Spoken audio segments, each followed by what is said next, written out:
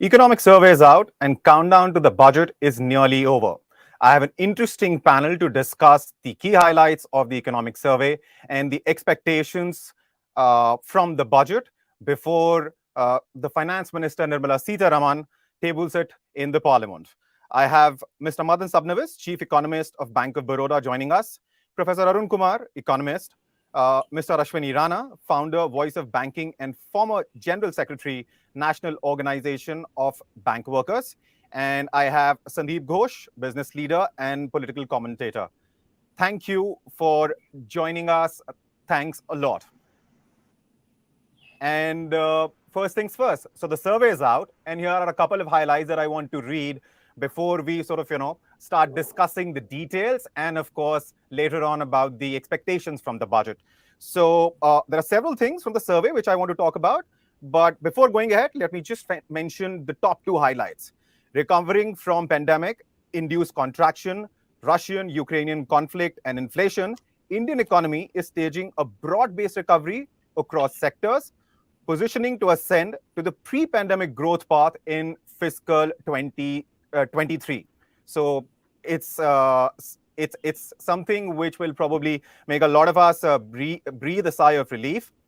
And then India's GDP growth is expected to remain robust in fiscal year 24. So let me start on that note, and let me throw this as the first question to Mr. Madan Sabnavis. So if you can come in and talk about these two findings of the economic survey. The fact that the Indian economy is likely to be the fastest growing major economy going ahead. Okay, so thanks, Abhishek. I think when the economic survey talks of a growth rate of 6 to 6.8% for the coming year, with a baseline of 6.5%, it's broadly in line with what we at Bank of Baroda also had been projecting, 6 to 6.5%. So this particular number is important because it will be the basis on which the budget is framed, because the budget looks at the nominal GDP growth rate, which has been put at 11% by the economic survey. While it's not mandatory that it takes the same number, it normally tends to be a bit different, but we would be around this range of 11%. So this actually provides a clue to the finance minister that if GDP is going to grow at, say, 10, 11% in nominal terms, when they're talking of targeting a fiscal deficit number, my sense is that from 6.4 will come down to something like 5.8% for next year. That would be the level of overall fiscal deficit in monetary terms, which would be calculated, which in turn would have a bearing on the overall government borrowing program. So that's how the budget is really formulated. You see where your taxes are coming, because even your tax ratio is taken as a percentage of your GDP. So if a nominal GDP is going to be, say, 300 lakh crores based on this particular projection, we'll be talking of what could be the overall taxes which could be garnered. So that's why this number is critical. I think it's very much in sync with what we also had in mind, and quite different from what most economists were talking of, growth of something like 5.5%. And the reason being also something which the economic survey has reiterated, it's the domestic economy, the domestic demand, which is going to be driving the economy. On the second part, which you mentioned about India being the bright spot, I think we have to be a bit guarded on that. Yes, numerically, we will be the fastest growing economy. Yes, if the economic survey says the pandemic is behind us, the lockdown is behind us, it's a very good sign. It's also probably an indication that lots of relief which was provided by the government on account of this would probably come to an end, or it would get diluted. I think that's another indication which is there. But we should also remember that the Indian economy was struggling before the pandemic. I think the growth rate had slowed down at that point of time. And we need to refocus on something like job creation, not really within the purview of the budget, but just for the viewers of this particular program. We should say that the intrinsic problems we had was private investment, consumption, job creation. I think these are three things which are still work in progress. A lot has to be done in order to revive the economy. So rather than being happy that we are the fastest growing economy, which numerically we definitely will be for the second successive years, we have to continue to plug away at these three issues. All right. Now, before I throw this open to rest of the panelists, I quickly want to go to Sandeep and ask him for his comment on the fact that this is, a full budget which is coming in just before the general elections. And of course, this is also going to be the first budget after pandemic. So there are a couple of things which the finance minister will have to balance out in this budget. How do you think she's going to do it, and how likely she is to give into the pressure of the electoral demands of catering to, perhaps more populist schemes, vis-a-vis, of course, fiscal prudence. Sandeep? See, if you see the trend of the Narendra Modi government in the last 8 years of budget, one thing they've eschewed is very clearly going very populist. I think every time people are thought that they're going to go overboard, I think they have been very sort of moderate and conservative. So therefore, I do not think Nirmala Sitharaman is going to throw caution to the winds and announce lots of freebies, etc. uh, Modi has got a different way of handling that. If he has to do that, they will make the provisions and do that. Maybe if he has to do for political reasons, do closer to the time, whenever it's more, just like he has done his Pradhan Mantri Garib Kalyan Yojana or other things which they have done in the past. There. But on the budget, I think they will focus much more on the growth stimuli, and they were going to make the right kind of noises and indication to see that the growth impetus comes back, or at least they're making the right signals, both for the domestic economy as well as for international investors. So you'll find a lot of that. You may find relief in terms of taxation, as there are various speculations what might happen, whether it's in capital gains or how the startups are being, what kind of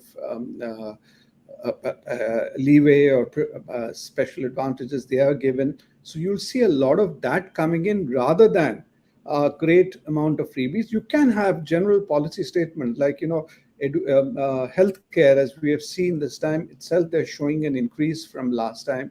You can see specific mentions of those kind of schemes, but I don't see, again, to repeat myself, the populist thing. The other bit which I think you'll see is defense allocation. Defense allocation, given the tensions at the border, they will have to, again, even for signaling, they'll have to state some major moves in that way. Right. Professor Kumar, let me bring you in now and talk to you about the fact that, as Sandeep was mentioning earlier, perhaps Modi government is an exception. Any other government, last full budget before general elections, they probably would have had to sort of, take that risk. But probably Modi government doesn't have to. But the growth that Sandeep was talking about, where is that going to come from? Because India as an economy is, of course, faced with, global headwinds. You have expectations that US economy might head into a recession later in the year. So where is this growth going to come from, Professor Kumar? So, first thing I'd like to say is that rather than focus on the growth rates, we should look at the level of GDP. When there's a crisis and the rate of growth declines sharply, then of course later on the rate of growth would also rise sharply. If you look at the Q2 data for this year compared to Q2 data of 2019-20, the GDP is only 8% higher. So on an average, you've had 2.75% growth rate in the last 3 years. So therefore, to say that, we are growing at 6%, 7%, we'll actually, catch up, etc., I don't think that really makes all that much sense. Also, this data does not include the unorganized sector because it is not measured independently. So what you can say is that this rate of growth that's being projected, 7% or 6% or 8%, is actually the growth rate of the organized sector. It doesn't even represent fully the rate of growth of the agriculture sector, because largely in the quarterly data, it is assumed that the targets are fulfilled. Whereas we know this year the targets were not fulfilled. In Q1, the growth given was 3%, whereas we know that the wheat crop was less, the vegetable fruit crops was less, the milk production was less. So it could not have grown at 3%. Similarly, in Q2, it was said that it grew at 4.5%. But we know the paddy crop got affected because rains were delayed in paddy growing areas in June, July, August, and then there were floods in October. So even the paddy crop is going to be less. So I don't think the rates of growth for agriculture or for the unorganized sector are actually there. So the rate of growth is far less than what the economic survey is pointing to. And if that is taken in the budget also, then I think the budget calculations will also not be correct. Now, the budget really depends on the growth of the organized sector because the taxation comes from organized sector. Your corporate tax comes from organized sector. Your largely the income tax comes from the organized sector. GST collection is also from the organized sector. As Arun Jaitley used to famously say, that 5% entities pay 95% of the tax for GST and 95% pay 5% of the tax. So the buoyancy in GST, the buoyancy in your corporation tax and income tax is really the buoyancy in the organized sector, which is rising at the expense of the unorganized sector. The unorganized sector, if you see, the demand is shifting from the unorganized sector to the organized sector. For instance, you take the trade sector. E-commerce is rising at 35-40%. Now, when the economy has been growing at an average of 2.75% in the last 3 years, then 40% growth can only take place at the expense of the unorganized trade. Similarly, you look at the FMCG sector, you look at the textile sector, you look at the leather goods sector, etc. Everywhere where there's competition, the demand is shifting from the unorganized to the organized sector. So, in other words, what we need to do is we need to boost growth by boosting the unorganized sector rather than the organized sector. Unfortunately, the government's focus has been on the organized sector and its growth rather than the unorganized sector. For instance, the PLI scheme is entirely focused on the organized sector, whereas the decline is coming in the unorganized sector, especially the micro sector, and that sector is the one that needs a boost. And unfortunately, the MSME policies go to the medium sector, not to the micro sector. And we know that of the MSME sector, 6 crore units are in micro and only 6 lakh units are in the small and medium. So 99% of the units in the MSME are actually micro sector units, and they have 97.5% of the employment. So if micro sector gets affected badly, then your unemployment will be there, your rate of the growth of consumption will be less, and because your GDP data is incorrect, your consumption data is incorrect, and your investment data is also incorrect. Because the base for the calculation of consumption and investment comes out of the GDP data. So in other words, we need to recalibrate, and that's where the economic survey is saying we are over the hump, we are over the trouble. I think that's probably going to cause problem. We really needed to look at the hard facts. We needed to look at what's happening in the economy, in agriculture, in the micro sector, and then plan how to boost the economy. And that's where I agree that we need to worry about, the recession that's likely to take place in the world economy. Maybe not necessarily a recession, depends on what happens in the Ukraine war, what happens to the energy sector. But definitely a slowdown is there, which is affecting our exports, which is also affecting the prices and therefore balance of payment in the country. So we need to strengthen our internal economy. And the internal economy will get strengthened only if we take the unorganized sector into account and boost that. Then I think the economy will be much more resilient, be able to take care of the problems that come from the external sector. A lot of interesting points. And of course, I'm sure most of our panelists will agree with a lot of the things that you said, but keeping in mind the fact that, those are separate, larger debates. Maybe we will go into the details of debates at a different point in time. But let me throw the fact that you were talking about unemployment. It's one problem which has been plaguing this government for years now. And let me throw that question to our next guest, Mr. Rana. Mr. Rana, do you think the planned increase in capex investments, be it from the central government or the state governments, or of course from the private sector, is going to perhaps address that problem to whatever extent? Bonds. Hello. Which bond Could you hear you me, have sir? questioned? Which bond you have questioned? Can you hear me, sir? Yes. You have mentioned. Yes. So my question is, as Professor Kumar was earlier talking about, the fact that the growth in unorganized sector is not correctly being recorded in the economic survey, and thus perhaps the estimations that we have for GDP growth and so on and so forth might not capture the actual reality of the economy. So the question that I'm asking you is, the planned increase in capex investments, which the government is likely to announce in the budget, whether it's a private sector or capex investments or the state and central government capex investments, will that be sufficient? Will that be a significant contributor to solving that problem? No, that simply will not solve the problem. You may be required more money, more investment, not depending upon the government, because this year also government could not achieve the investment target. So where the money will get? You mentioned about the bonds, but we are unable to get the investment in this disinvestment, particularly in banking. Government was interested to go for a disinvestment in banking, but till today in IDBI we could not get the sufficient disinvestment to some player. So where that get the money? And I will. Mr. Kumar said that he's right that manufacturing sector is behind.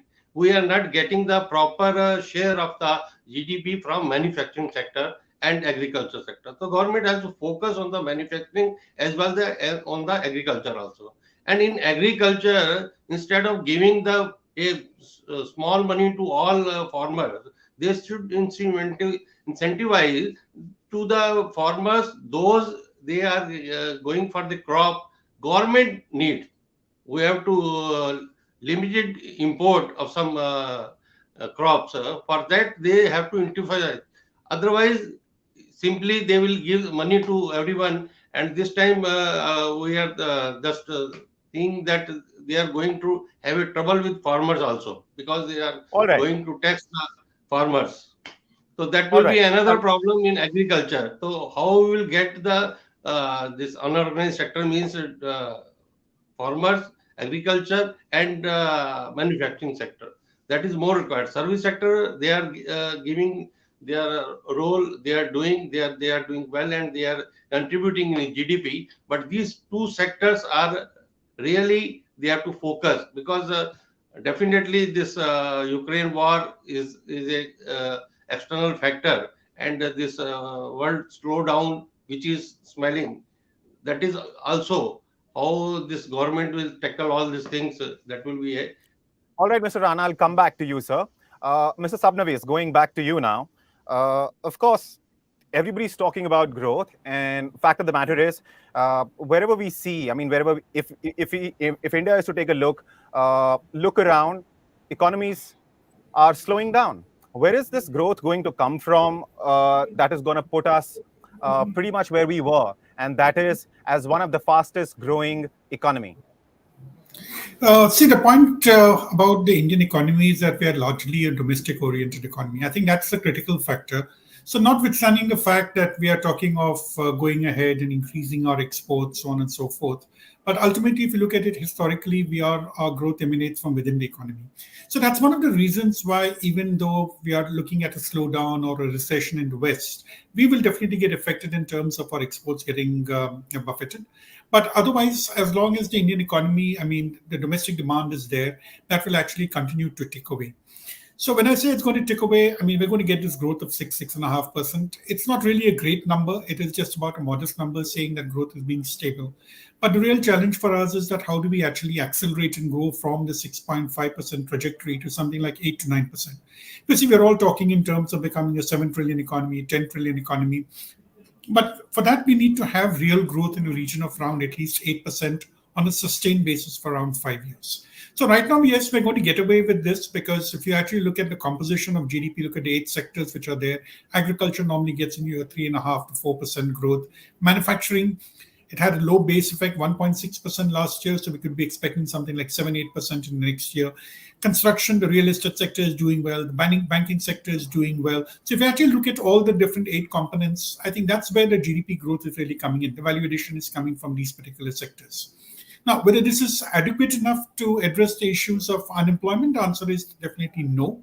We see a big lacuna out there. The jobs which are being created are more at a lower level. It's not really at the skill level. It's not at a higher level. In fact, if you look at the corporate sector, we are seeing more layoffs rather than employment opportunities popping up. So I think these are the long-standing issues which are there, which will have to be tackled. So that's why I say that when you're looking at this number of 6.5%, we don't need to revel in the fact that we're the fastest growing economy. Yes, it is a good number to have, but are we really tracking the basic issues which we have? Are we taking the considerations of the SMEs? See, the SMEs have gotten affected both on account of the pandemic as well as the Ukraine war. Supply chains got distorted, they got impacted. Our solution has been to provide more finance. I think ECLGS is a great scheme. It's made sure that these units are still afloat. But these are the guys who actually create jobs, and they're the ones who have to be made more viable. The government has done a lot on its side, both the center as well as states. But I think it's a very slow process for these units to actually grow. That's how the problems are really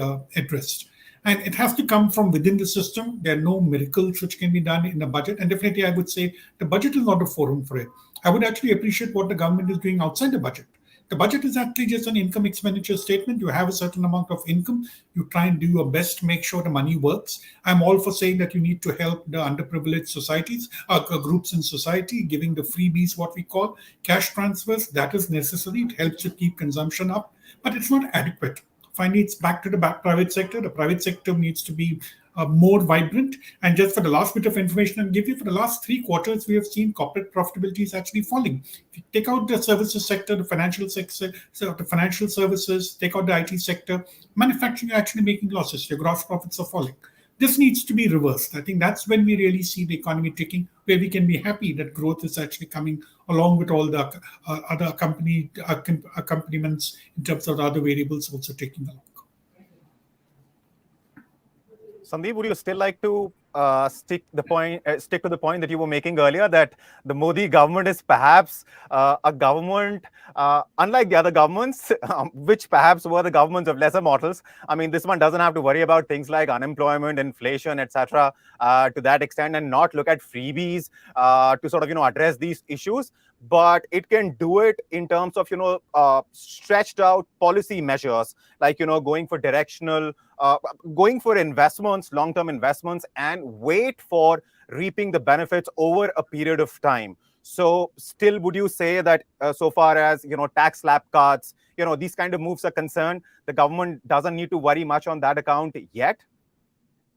No, tax slab cast, I said yes, they might do that. And they may need to do that, especially on the individual taxes, and restructure some of the corporate taxes, even capital gains and other things too.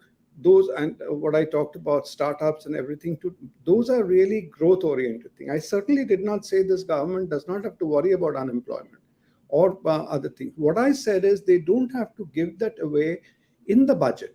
And as Mr. Sarnavis rightly said, they have done that in successive interventions outside the budget. When you have seen the Right. Pradhan Mantri, as I said, the Garib Kalyan Yojana or the DBTs and everything, they have done it, and they'll probably do that. And because that way, politically also, they'll get much better bang for the bucks if they do it at an appropriate time in a much more direct manner. And to come back to Professor Arun Kumar's point, it's true that we have to encourage micro enterprises, which I think the government has made taken a few tentative steps. But those things take time. So some of that will have to come through these kind of direct intervention. And that is what has stood India in good stead through the pandemic. Our entire DBT scheme is when people were not able to go for the normal economic activity. That is what held up even rural demand. Now, coming back to demand, I think the good story is we are led by domestic demand rather than the international. So even in the manufacturing sector, you will find certain things like automobile has done well, whereas textile hasn't done well because textile is export oriented. Now, that's where we get, but as long as the domestic demand picks up, that's where real estate is picking up. But the problem again, as Professor Arun Kumar would say, who is getting the benefit of this? Who buys the cars? It's not your ordinary man, or a villager. Neither do they buy real estate. So how do you percolate the growth or the income generation which you're trying to do through infrastructure? The government is actually, Mr. Rana, going to meet its capital investment targets this year according to the economic survey. And even if they do that, but the benefit of that, how much that will percolate down or trickle down is the question. And there, in the short term, they will have to provide these kind of palliatives by which to keep that going. One of the biggest setback, I would say, and I'm glad Mr. Rana raised it, is the farm reforms, which we could not take. That is why you're having a problem there. Whereas, as the chief economic advisor has said, benefits of a lot of the changes which have gone unnoticed in the last 8 years, the reforms, some of them will start kicking in now. As we have started seeing GST, for example, without a GST and the formalization of the economy, the government would have been in deep trouble today. But because your tax net had increased, there is a greater formalization. They are able to take some bold steps. And as far as inflation is concerned, to use the CEA's words, inflation is hoped to behave better. I think it is. We are seeing some degree of taming.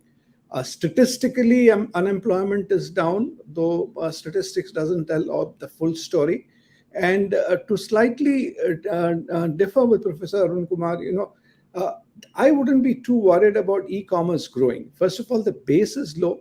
And secondly, when e-commerce grows, unlike, say, your Kirana stores growing, e-commerce also generates a lot of employment at a lower level. All your delivery people, which is going, the supply chain, those are also jobs which are created at the e-commerce level. So it does generate the multiplier in terms of may not be value, but in terms of numbers are probably higher than if the traditional trade was growing. But also the last bit I'll mention, we have got a long way to go in terms of infrastructure creation, but some of the infrastructure which was created in the last few years, you will start seeing some multiplier effect now. So unless we have further shocks, we should be able to meet these predictions or right now, because where we are getting hit, as Mr. Sabnabis said, why corporate profitability is today taking a hit despite good demand in certain sectors is because your input costs have gone up. That is where our biggest vulnerability is the global economy, where we have no control. Even on your rupee prices, which nobody can, rupee rate, nobody can say how the American, interest rates are going to behave, and therefore how that will impact us. So those are factors outside our control. Silver lining again is your fuel prices are down, so that's giving us some kind of breather. So it's a mix of two things. As I always say, this government gets a bit, I think, unfairly treated because people tend to focus much more on the glass half empty rather than the glass half full. And we have got quite a bit of things in the glass half full to look at and take, feel encouraged about. And that's what the economic survey, to my mind, shows. Right. Let me take that to Professor Kumar. Professor Kumar, of course, the kind of problems that you mentioned affecting those at the bottom of the pyramid.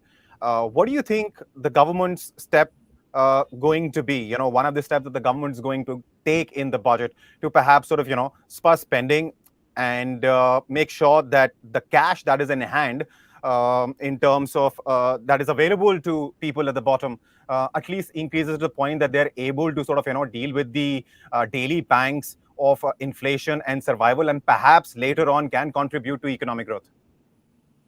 So, the problem of unemployment is very acute in the country. There are 4 different kinds of unemployment that need to be taken into account. One is, of course, the number of people looking for jobs. What is the labor force participation rate? That is very low in India compared to other similar countries like Brazil, China, US, etc. So you have roughly 20% less people in the labor force, which means your GDP is lower, which also means your family poverty is higher because the dependency ratio within the family is higher. So family poverty goes up, the purchasing power therefore becomes a little less. The second is the disguised unemployment in agriculture because there's not enough jobs, there's not enough work in agriculture, and people cannot leave there because there are not enough micro sector units working in the rural areas and the urban areas which can draw the labor out. So disguised unemployment also brings down the family income in agriculture. And then you have the underemployment. We have produced a report showing that these 4 add up to about 280 million people needing work. That's a huge number. Only 324 million people have proper work, whereas 280 million don't have proper work, which means that, the poverty is higher, which means the demand is much lower. And you need to create jobs there. And the jobs will not come from the organized sector, because the organized sector is highly automated and mechanized. In fact, even agriculture is getting more and more mechanized. So you have more harvester combines and more tractors and threshers there. Whether you look at banking sector, for instance, now we don't need to go to the bank. We use computers to do our banking. We have machines to withdraw cash. We have machines to print our passbooks, etc. So in other words, there's a huge mechanization that's going on in the organized sector, and therefore it's not going to create jobs. Similarly, e-commerce is generating far fewer jobs than are being lost in the regular trade that used to be there, the small kirana shops, etc. Because this is also much more mechanized than what the kirana shops, etc. were. So in other words, unless we generate massive amount of employment, and for that we need special schemes, which will have to be funded from the budget, whether it be the rural employment guarantee scheme, because a lot of people are stuck. RBI data shows that most people who are applying for work, most families applying for work are getting only 50 days of work. And also there's a backlog of wages for the rural employment guarantee scheme. So you need more allocations to the rural employment guarantee scheme, and you need more allocation for starting a urban employment guarantee scheme, because a lot of people in the educated people, and this is what the PLFS data shows, that the unemployment in the age group of 15 to 29 is acute. So unemployment is acute for women, where the labor force participation rate is only about 22-23%. For men, it's higher. But for youth, it is very dismal. The more educated you are, the more the unemployment is there. So in other words, the budget needs to actually move in the direction where it supports the unorganized sector, it supports the micro sector. And I would say that MSME sector must be split up between micro separate and small and medium separate. All the benefits that are announced for the MSME sector go to the medium sector and a little bit to the small sector, but the micro sector, the policies don't reach there. So unless we target specifically the micro sector, and the policies have to target the micro sector. Secondly, the other big employer is the agriculture sector. Agriculture sector is also in a crisis, and the agriculture sector requires different kind of reforms, not the three bills that were there. What it requires are incomes to rise there, and there should be non-farm employment generation in the rural areas, so that it can draw the labor out of the agriculture sector into the non-farm sector, so that the incomes in the rural families also go up. So in other words, what I'm suggesting is that there's requirement for a revamp of the policy paradigm. The policy paradigm based on supply side, where you cut corporate tax rates and other things, that only promotes the organized sector, not the unorganized sector. Now, as long as demand is inadequate, those policies will not work, because supply side policies work provided demand is adequate. And if demand is short, because 94% which are working in the unorganized sector, they don't have adequate incomes, then the supply side policies also will not be able to deliver. And that's why prior to the pandemic, the rate of growth had been dropping. In Q4 of 2017-18, it was 8%. By the time it came to Q4 of 2019-20, just before the pandemic, it had dropped to 3.1%. So the reason is that, if there's inadequate demand, this problem will continue. And this inadequate demand is persisting, because the unorganized sector got hit very hard by the lockdown. There hasn't been a revival in the unorganized sector, the micro sector, it's languishing. So I think the budget, if it is to do anything positive for the economy, if we are to recover our growth back to 6% or 5%, then we need to look at the demand situation, and the budget needs a reorientation. And unfortunately, the economic survey more or less says, oh, we've done well, we are doing well, we will continue to do well, we are the fastest growing economy. If that is the attitude, then nothing would be done which is required. Of course, the picture is not as rosy as the government perhaps would have liked to paint it. But with that, let me go to Mr. Rana. Mr. Rana, you've been involved with bank workers in the past. One of the key highlights of the economic survey was the fact that when the government talked about the fact that, and I quote here, that recovery of economy is complete. Non-banking and corporate sectors now have healthy balance sheets. So one of the things that we haven't spoken about so far, we've spoken about pretty much every sector, but what we have not spoken about at all is the banking sector, and of course it is a crucial one. So what are some of the key expectations that you have so far as the banking sector is concerned from the budget? See, government is telling that banks and non-banking companies, they have a strong balance sheet. our Mr. Madan is sitting. He is the chief economist advisor in Bank of Baroda. He can be differ with I'll take it to me, him. but he may be I'm- differ with me. But I have to tell that whatever the balance sheet we are showing, that is not actually. We have shifted that NPAs and non-recovered portion to some other heads. So balance sheets are you can say strong, but banks, they are the key role in the economics progress. But for recovery of this loans NPAs, we have a two system, DRD and this NCLT. You will find that don't have the DRD in so many POs. Cases are pending. Cases are getting date of 1 year. How you will go for recovery? Much of the amount of banks are in that NPS. That is not recovered. Even though after the NCLT, cases are pending, they are shifting to higher court. They are shifting to Supreme Court. So much of the money, and recently RBI has pointed out that banks' deposit growth is lower, and their advances growth is more. That is also a risky. I can say that you are bubbling. That deposit is there, but you are not properly giving the deposit is lower. For that, we have given a suggestion to finance minister for this deposit securing, and in the people money mind that their deposit is secured.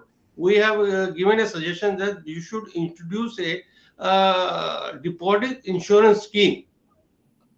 For 5 lakh, government is paying, banks are paying to deposit insurance company. If I have a 1 crore deposit in bank, I want to secure that money.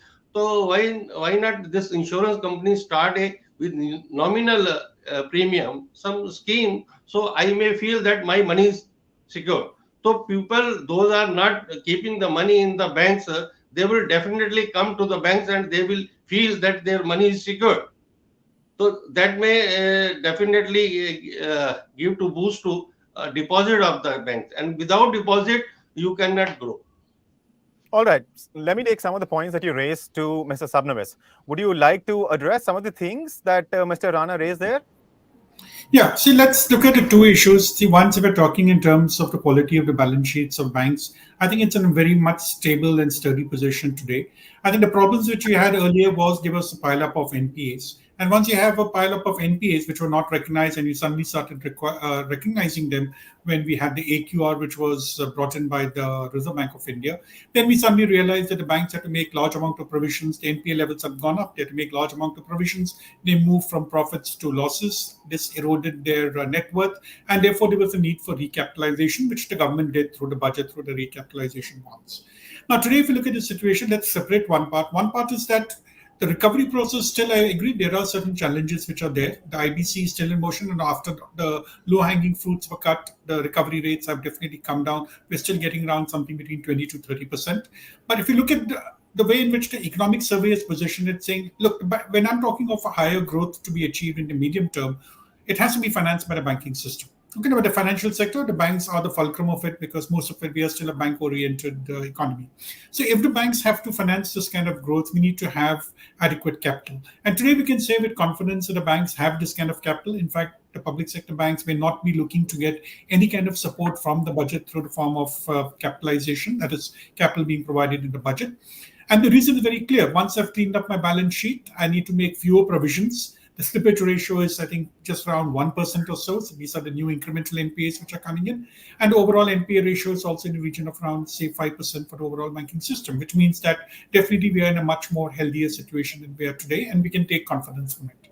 The second part is when we're talking in terms of savings, I have a slightly different view. I think people are not running away from banks because they think that there is not enough insurance which is there. But I think the major problem has been that the returns were very low on bank deposits. So therefore, people prefer to go to the capital markets. The capital markets have been doing very well since 2020, the pandemic times. So therefore, I go to mutual funds. I invest directly in equity. I go for debt instruments. So I think that's how the savings got diverted from banks to the capital markets. And today we have seen that with an increase in the deposit rates, there's been quite a bit of return of deposits. So you've actually seen in the last 2 fortnights, there has been an increase in deposits. So I don't think there's any kind of a risk which is being run by banks. Deposits are increasing, and we should remember that deposit base is much higher. We're talking of 170 lakh crores grows at 10% or 8%, and bank credit, which is around 120%, is growing at 12%. It doesn't create that kind of mismatch. And banks are sitting on excess SLR securities of around 8 to 10%. So I don't think there's any kind of a problem. I think things are very much under control. What we really need to see is a revival in corporate demand, credit demand. Today, it's coming more from the retail side. Hopefully, when we're talking of growth coming up in the next few years, we would be seeing investment coming through gradually. There would be more corporate demand coming in, and banks will not hesitate to lend. We had a situation after 2015 where if a corporate wanted loans, we didn't want to give it to them. Of course, I was not working in the banking sector at that time. I was in the rating agency. But the general picture was that we didn't want to take a risk. Banks didn't want to take a risk because we didn't know about the quality of the asset. Today, I think there's more confidence which is there in the system, and I think we should appreciate that. All right, Mr. Sapna. Now, with that, let me go to Sandeep. Sure. Please, go ahead quickly. I wanted to add one more thing, because the deposit is shifting from the banks, because banks are selling the third-party products.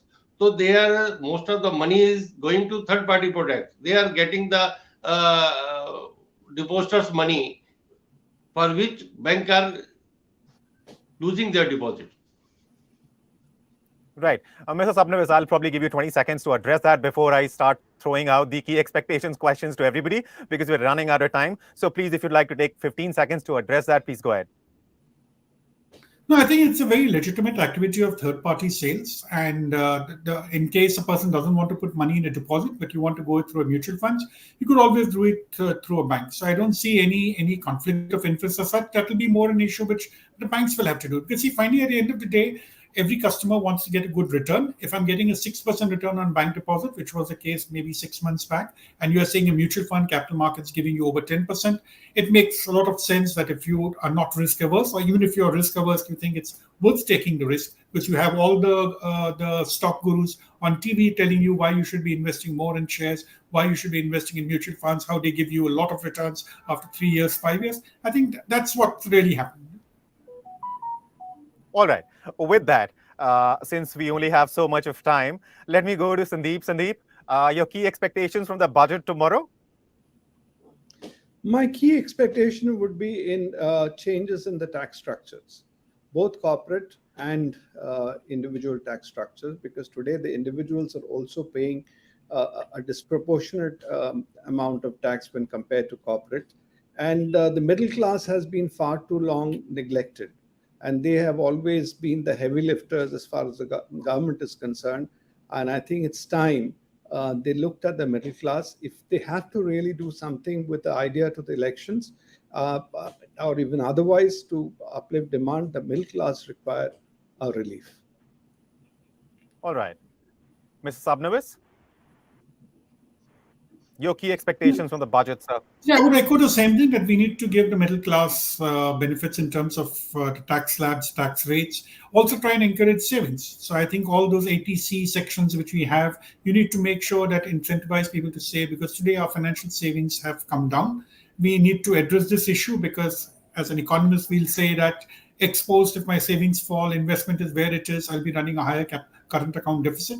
So I think that's something which we had to address. And the second is, of course, fiscal prudence. So whatever the numbers are, I think we need to move along that glide path and go towards that 4.5% number by 25-26, which means cutting down on the fiscal deficit ratio for 23-24. Professor Kumar.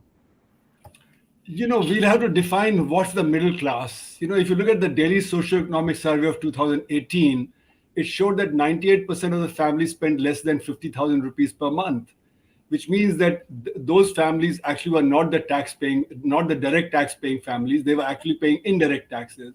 So the so-called middle class, which may be 5 or 7% of the population, actually pays more indirect taxes than direct taxes. And therefore, what we need to do is cut indirect taxes, and the budget cannot change GST. It has to be in the GST Council. But of course, the tax on petrol and diesel can be cut. The excise duty can be cut. That would be anti-inflationary also. That will help the economy also, because the prices are down. We have been getting from Russia at $25 pre-Ukraine war prices. So our purchases have been much lower prices than, but it's not reflected in the market price of petroleum goods. So what we need to do is cut our indirect taxes and not the direct taxes. Actually, direct taxes need to be raised because they fall, as the Prime Minister said, only 15 million people are effective taxpayers, and they are the well-off sections. Of course, there's a black economy which needs to be tackled, but that can't be done immediately. But the 15 million who are in the upper middle class and the upper classes, they need to pay more taxes so that the indirect taxes can be cut. And there, I would say, a wealth tax, an estate duty, and gift tax are very essential to actually do that. Now, people say wealth tax did not work earlier. Why did it not work earlier? Because we kept on giving concessions. So I remember in 1976, we collected 300 crores on wealth tax. And in 1996 also, we collected 300 crores because we gave so many concessions on stocks holdings and various other things. So in other words, what we need to do is we need to raise direct taxes. But of course, this government is not going to do that, and therefore we are going to be stuck. All right, so this government's not going to raise the direct taxes. With that, let me move to Mr. Rana. Your key expectations from the budget, sir. Actually, everybody is talking about the income tax relaxation. So I would say that government should recognize whosoever is being sincerely paying the tax. They should be given some incentivized and some recognition. And people who are retired, pensioners, means after some certain age, they should be given relaxation for income tax, because they are getting only a pension. They are not getting the full pay. So they should get some benefit on the income tax in pension. The funny thing is, pretty much since I've grown up, one thing that I've heard about constantly repeated one budget after another is this whole expectations of the middle class, and somehow it seems that's one thing which has remained a constant but never really and properly gets addressed. But on that note, thank you everybody, thank you for joining us, thank you so much. And to the viewers, please do tune in tomorrow at 10:30 to watch Mint's live telecast and live coverage of the budget. Until then, goodbye and thank you for watching. Thank you. So much.